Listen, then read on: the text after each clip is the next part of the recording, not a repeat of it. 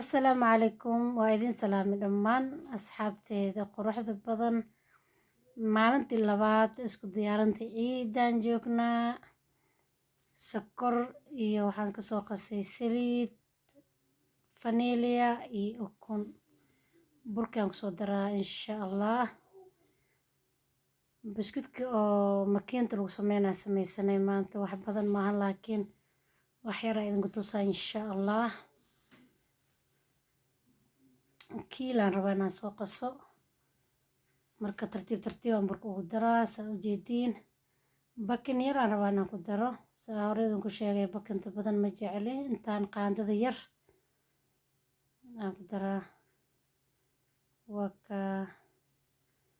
waan soo qasay, saanan ka soo dhigay, marka waan soo shiidaa insha Allah. dhaqjaq aad u fudud yahay buskudkan, kan gacanta kana ka fudud.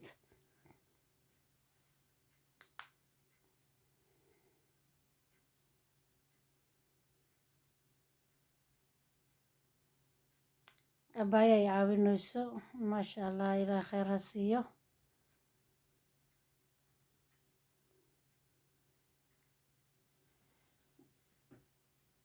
tartiib haddii wax loo sameynin hal maalin ma laga gaari karo maho. marka insha Allah buskudo badan way noo dhiman yihiin, shishuumo, balbaalow. yaa ilaahay ciid nabad nagu gaarsii. alxamdulillaah, ramadaanka barakadiisa Allah inoo reebo, Allah na siiyo. saanan soo sameynay, marka foornadaan gelinaa insha Allah. markuu ka soo baxana quruxda kaali arag, maasha Allah, tabaarakallah. yaa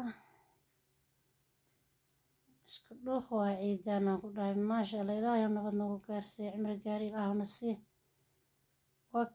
markuu soo baxay saana ku soo baxay, foornadii aan ku soo bixiyay.